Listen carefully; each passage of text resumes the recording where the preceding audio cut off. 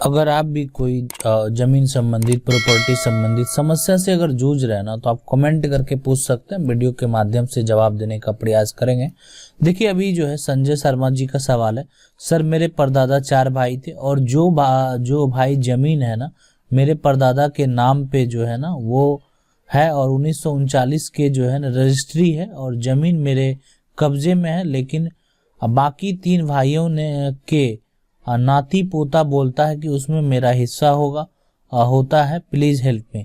देखिए, एक चीज हम आपको बता देना चाहते हैं संजय जी, दादा 4 भाई थे ना, दादा 4 भाई थे और उनका नाती पोता ये चीज बोलता है जमीन में।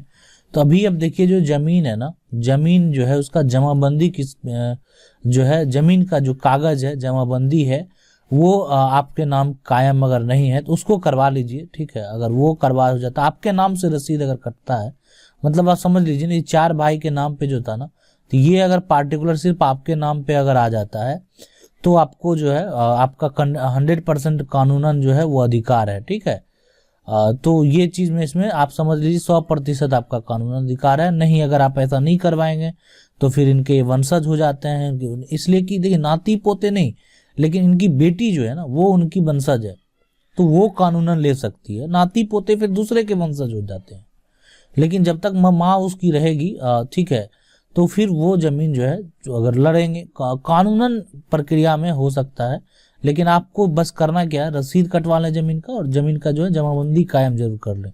उसके बाद कहीं कोई दिक्कत नहीं है, उतना आसान उसके बाद नहीं रह जाता। अगला सवाल है वो नरेंद्र जो है चौहान जी पूछ रहे हैं, 1950 के सर्वे के अनुसार जिसके नाम खतियान है आज उसी के नाम से है, लेकिन आगे कोई वंश नहीं होने के कारण जमीन हम लोगों के पास है। जमीन के मालिक मेरे दादा की बुआ थी। दिक्कत यह है कि उसका किसी की तरह का कोई रसीद नहीं कट पा रहा है और ना ही नकल निकल रहा है। कर्मचारी बोलता है कि यह खेसरा नंबर तो हमारे रजिस्टर में भी नहीं है, कोई उपाय बताइए।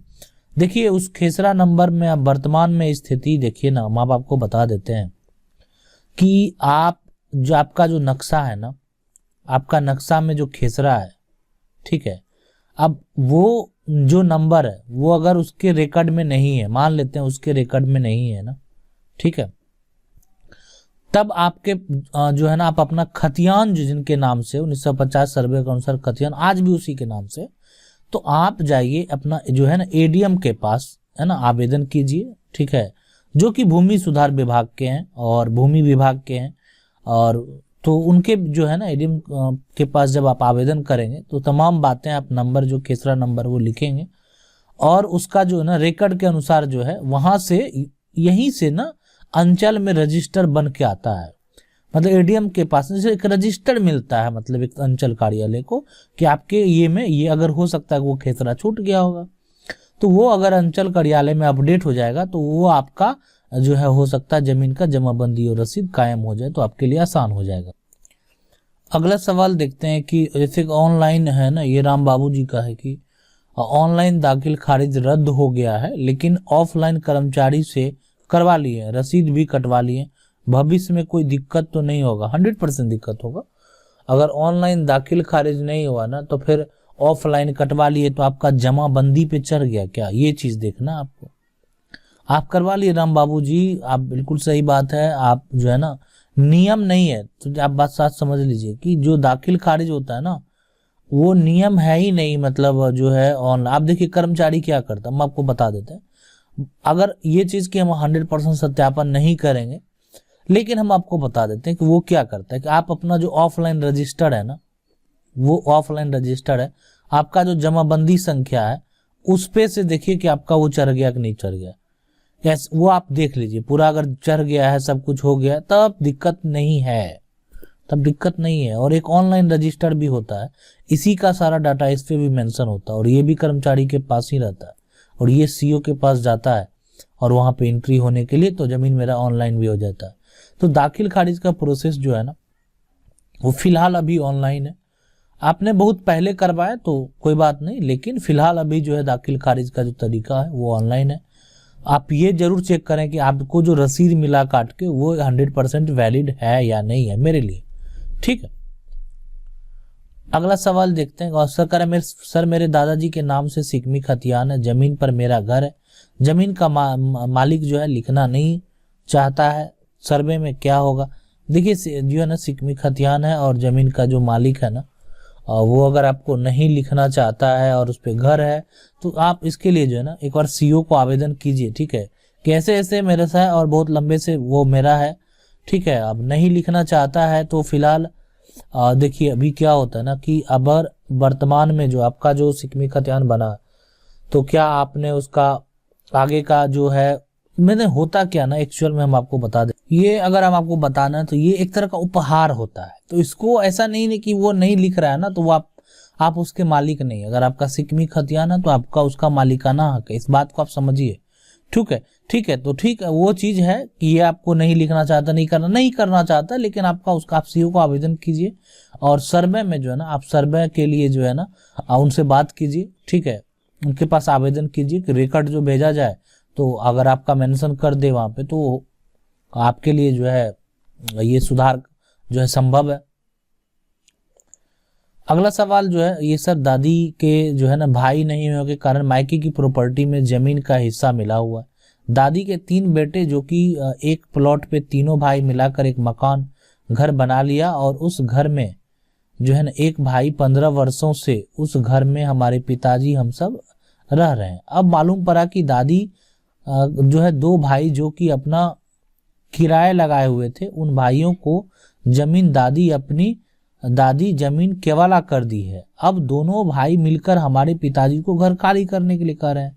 दादी हमारे पिताजी को जो कि 3 बेटे में से एक है, ठीक है, जमीन केवाला नहीं की तो हम क्या करें। तो देखिए उनका जो है ना 3 बेटे में से जो एक है ना उसको अगर केवाला कर दी ना ये चीज तो पहले केवाला को वेरीफाई करवाइए कि ऐसा क्या केवाला वेरीफाई जो है कि सही है नहीं है, ठीक है। या अगर आप वर्तमान में दादी नहीं है तो उस पे जो है ना आपको खाली करने की जरूरत नहीं है, उस पे टीएस मार दीजिए, है ना, कोर्ट के द्वारा टीएस वकील से मिलिए और टीएस मार दीजिए। वो जो केवाला हो ना पहले वो वेरीफाई जरूर कर लीजिए, हो सकता है अनवैलिड भी हो, ठीक है, कोई ये नहीं है। और उस हिसाब से आप रह रहे हैं, बिल्कुल सही बात है, 15 वर्षों से आप रह भी रहे हैं उस चीज पे। और एक जो है ना ये सारा बात आप टीएस कर दीजिए। ये जो है ना थोड़ा सा आपका ये प्रॉब्लम है, अगर केवाला वैलिड हुआ तो ठीक है, केवाला वैलिड हुआ तो ठीक है, लेकिन फिर भी आप कर सकते हैं, आपका जो है ना उस मालिकाना हक बनता है और जो है हो सकता है कि आपका जो है 99% जीत भी हो, ठीक है। अगला सवाल देखते हैं। अगला सवाल है कि सर जो है जमाबंदी नंबर न्यू दाखिल खारिज में नहीं दिखाता है। नहीं, बिल्कुल जमाबंदी जो नंबर है ना अगर नया दाखिल खारिज कराए तो नया जमाबंदी नंबर जो है बन के आ जाएगा। आपका जो पुराना जमाबंदी जो भी कायम है ना दाखिल खारिज जब आप करवाए ना तो फिर रिकॉर्ड जो है ना उस पे वो चढ़वा लें तो जो आपका एक ही जमाबंदी संख्या पे सारा जमीन जितना भी है वो सारा चढ़ जाएगा। अगला सवाल है कि क्या पिता के जमीन को बेटा के नाम कराने के लिए भी दाखिल खारिज कराना पड़ेगा क्या सर? बिल्कुल नहीं, क्यों नहीं। देखिए दाखिल खारिज का मतलब ही है ना ये चीज आप पिता का जमीन तो आप ही पिता हैं, ठीक है, पिता के नाम जमीन सरकार जान रही है कि पिता का नाम मान लेते हैं सोहन है, मान लेते हैं, ठीक है, सोहन है। आप जो बेटे का नाम रोहन है, ठीक है, रोहन है। अब इनके पिता का नाम जो है वो मोहन है, ठीक है, मोहन है। अब अभी जो वर्तमान में सरकार के पास है रिकॉर्ड वो सोहन के पिता मोहन है। अब आपके नाम पे जमीन अगर हो जाएगा तो रोहन के पिता सोहन हो जाएंगे। तो ये जो है ना पिता जब वर्तमान में मान लेते हैं पिता की प्रॉपर्टी आप करवाना चाहते हैं तो बिल्कुल करवा सकते हैं, उसी को वो प्रक्रिया ही सरकार के पास होता है दाखिल खारिज। तो इसलिए आप करवाइए, बिल्कुल आप स्टाम्प पे बंटवारा करते हैं उसको ऑनलाइन दाखिल करवा लीजिए, जैसे कराना चाहते हैं वैसे करवा सकते हैं, ठीक है। अगर आप उसका जो है ना पूरा अपने नाम पे करवाना चाहते हैं सारा मोटेशन तो करवा सकते हैं, उसी को तो दाखिल खारिज है ना कहते हैं। अगला जो है सवाल है कि मेरा प्रश्न का जवाब दीजिए सर, 2 बार लिख चुका हूं। निशांत कुमार सिंह जी है ना, हाँ निशांत। देखिए निशांत जी जो है ना आपका सवाल का बिल्कुल जवाब आप है ना आपको ज्यादा लिखने की भी जरूरत नहीं है। जो है बहुत सारा कमेंट होने का, सबको जवाब देंगे। जितना लोग देख रहे हैं ना, सबका, जिनका अगर कमेंट आया है, कुछ सवाल है, तो सबको एक सोचते हैं बेहतर सलाह मिले ताकि उनको परेशानी नहीं हो, और फिर वो कमेंट करेंगे तो फिर उनका जवाब आएगा, ऐसा नहीं है कि नहीं आएगा, ठीक है। और इनका एक जो है ना जमीन है, जो वो जमीन परदादा ना दोनों भाई के साझा नाम से है, और वो दोनों भाई का मृत्यु हो चुका है। अब जमीन को हम अपने दादा के नाम से कैसे कराएं? बड़े वाले दादा का एक बेटा है और छोटे वाले दादा परदादा का 3 बेटा है। अब उस जमीन को हम अपने दादा के नाम से कैसे कराएं? ठीक है, देखिए परदादा जो आपके हैं ना, परदादा का आपको मृत्यु प्रमाण पत्र बनाना पड़ेगा, ठीक है। तो परदादा से फिर 2 दादा हैं और इनके 3 हैं, और इनके जो है ना एक ही है ना, एक बेटा है। तो ये जो है ना इनके परदादा के नाम से जितना भी जमीन होगा, मान लेते हैं ये जो जमीन है, एक पार्ट इनके पास आएगा और बाकी जो एक पार्ट है ये पूरा ये तीनों के पास आएगा, यही होगा, ठीक है। तो आपको कराना है, बिल्कुल आप करा सकते हैं परदादा के नाम से, दादा के नाम से, ठीक है। तो आपको सब वंशावली पहले बनवाना पड़ेगा, वंशावली के रिकॉर्ड के अनुसार जो है आपका जमीन होगा, ठीक है। आपका वो पूरा ये होगा। सबसे पहले इनका मृत्यु प्रमाण पत्र बनवाएंगे, वंशावली बनवाएंगे, और बंटवारा का पेपर बनवाएंगे, या आप वो स्टाम्प पे बनवा लें, या जो आपका एक तरह से सरपंच द्वारा बंटवारा का पेपर अगर बन जाता है तो है ना, पंच सरपंच द्वारा, तो वो भी वैलिड होता है। तो ये जो भी है, लेकिन वंशावली भी आप साथ में बनवा लें, ठीक है। ये सारा बनवाने के बाद जो है आप जो आपका जमीन है वो अपने आपको जो है उनके नाम से करवा सकते हैं, दादा के नाम से। अगला सवाल ये पूछ रहे हैं, गुड मॉर्निंग सर, मेरे घर का जमीन का कागज पहले चाचा जी के पास रहता था, अब चाचा जी इस दुनिया में नहीं है। उसके बाद कागज बड़े पापा अपने पास रखने लगे, अब बड़े पापा को भी लकवा मार गया, वह कुछ बोल नहीं रहे और बोल नहीं पाते। अभी मैं अपने जो बड़े भाई साहब को बोलता हूँ घर का जमीन का कागज दिखाइए, तो फिर वो बोलता है कि जमीन का कागज तो नहीं है, नहीं मिल रहा। बताइए सर कि कागज कहाँ से मिलेगा? जो आपके पास जमीन है ना उसका नंबर निकालिए, मौजा निकालिए, ठीक है, ये सारा निकालिए। और खाता जो है ये ऑनलाइन खतियान भी अवेलेबल है, उससे भी आप निकलवा सकते हैं या निकाल सकते हैं। नहीं तो अंचल कार्यालय में कर्मचारी के पास जाइए, कर्मचारी से बोलिए कि ये जो है ना मेरा जमीन है, ये नंबर है, ये मेरा खाता है, ठीक है। अगर आपके पास मान लेते हैं कि आप ये बोलिएगा कि ये नंबर कहाँ से आएगा, तो ये नंबर अगर आपको आपका जो खेत का जमीन का नक्शा है वो कहीं भी मिल जाएगा, ऐसा नहीं है। अमीन के पास मिलेगा ना, कोई अमीन जो होगा उसके पास जरूर होगा। हम आपको बता देते हैं कि कर्मचारी का जितना रिकॉर्ड होता है ना, सब लोग अमीन एगो रजिस्टर में उतार के रखता है। तो आप जो है ना कर्मचारी के पास न जाके कोई प्राइवेट अमीन है ना उससे भी संपर्क कर सकते हैं, ठीक है। तो जाएंगे उनसे संपर्क करेंगे और बताएंगे कि ये मेरा जमीन है और ये बताइए कितना कितना है और टोटल कितना है और जमाबंदी किन के नाम से कायम है और कौन कौन रसीद क्या क्या कटा रहा है। देखिए पहले वो खाली पता कर लेंगे ना, वो जमाबंदी वगैरह उतना तो रिकॉर्ड नहीं ना होगा, लेकिन आपको ये पता चल जाएगा कि ये नंबर का जमीन जो है और इसका रकबा कितना है और कितना कितना है ये टोटल, ठीक है, इस खाता में जमीन। अब उसको लेके कर्मचारी के पास जाइएगा तो पूरा रिकॉर्ड आप जो है नकल भी निकलवा सकते हैं। नकल निकालने के लिए आपको जो कुछ कॉस्ट जमा देना पड़ेगा, तो कंप्लीट नकल ही निकाल के आपको दे देगा वो। अगला सवाल है कि सर मेरे जो है ना दादाजी 4 भाई थे, जिसमें से एक भाई के नाम से जो है जमीन लिखवाया गया 1.5 कट्ठा।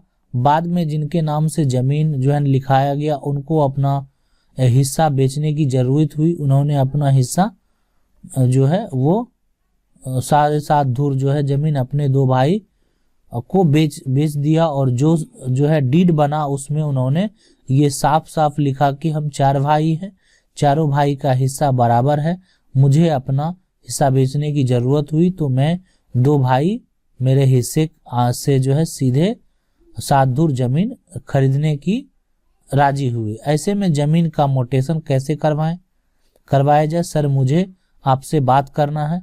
देखिए ये जो है ना आलोक मिश्रा जी, टेंशन ना लीजिए, आप जो है ना आप समझ लीजिए। सबसे पहले आपका जो बना ना ये केवाला पहला उनके नाम से था, अब उसके बाद जो जमीन था ना वो अपने हिस्से का मतलब उससे आधा जमीन जो है इनके नाम से जो है ये बना दिया गया, ठीक है। एक नया मतलब जो है आप समझ लीजिए, जो आपका डीड बना, अब डीड को ऑनलाइन कीजिए सब या करवाइए कहीं से, 10 को बोलते हैं ऑनलाइन। और ये होता है ना, ये बिहार भूमि जो है, बिहार भूमि है ना, भूमि.बिहार.gov.in करके साइट है। इस पे दाखिल खारिज ऑनलाइन प्रक्रिया है। जो आपका डीड नंबर है, जो भी है सारा रिकॉर्ड, उसको ऑनलाइन कीजिए। ऑनलाइन जब आप कर लेंगे ना, पूरा कंप्लीट ये ऑनलाइन होगा, पूरा ये पेज आ जाएगा, उसको प्रिंट कर लें। ठीक है, प्रिंट करने के बाद जो है ना आप सीओ से मिलें। और ठीक है, प्रिंट करने के बाद जो है ना कुछ दिन थोड़ा वेट कर लेंगे, उसके बाद जो है आपका प्रोसेस में आएगा, हो सकता है तो फिर सीओ से मिलें, हो जाएगा। कोई दिक्कत यहाँ पे नहीं है। अगर साफ साफ कोई चीज लिखा हुआ उस पे, ठीक है, तब कोई दिक्कत की बात नहीं है। यानी जो भी पावर है आपको ये करने का, वो सीओ को ही है, और सीओ इसको आसानी से कर सकते हैं। अगला सवाल बोल रहा है कि सर वीडियो में बताइए, सर दाखिल खारिज नंबर जो है रसीद पर चढ़ाया जाता है, इसे बताइए। हाँ, दाखिल खारिज जो है ना, दाखिल खारिज का जो नंबर होता है ना, अब देखिए रसीद पे मेन सबसे बड़ा इंपॉर्टेंट होता है जमाबंदी संख्या, उस है ना, रसीद पे सबसे है ना। दाखिल खारिज वो बहुत सारा केवाला का दाखिल खारिज बन के जो है होके एक रसीद बनता है, ऐसा नहीं है। मान लेते हैं 1 खेसरा है, 2 खेसरा है, 3 खेसरा, सारा चीज रसीद पे मेंशन है, सबका रसीद कटा लिए एक साथ, तो दिक्कत नहीं। लेकिन इसके साथ एक जमाबंदी संख्या जो है, मान लेते हैं 1239 है, ये जमाबंदी संख्या में ये सारा खेसरा है, ये इंपॉर्टेंट है। ये जो है ना सरकार के पास आपका ये प्रूफ हो गया, ये आपके लिए जो है इंपॉर्टेंट है। अगर आप लोगों का भी प्रॉपर्टी से संबंधित कोई समस्या है तो आप कमेंट करके पूछ सकते हैं, हम वीडियो के माध्यम से जवाब देने का प्रयास करेंगे। अगर आपको वीडियो अच्छा लगा, वीडियो को लाइक जरूर कर दीजिए, और चैनल को पहली बार देख रहे चैनल को सब्सक्राइब करके जो बेल आइकन है उसको जरूर दबा लीजिए। मिलते हैं अगले वीडियो में, तब तक के लिए जय हिंद।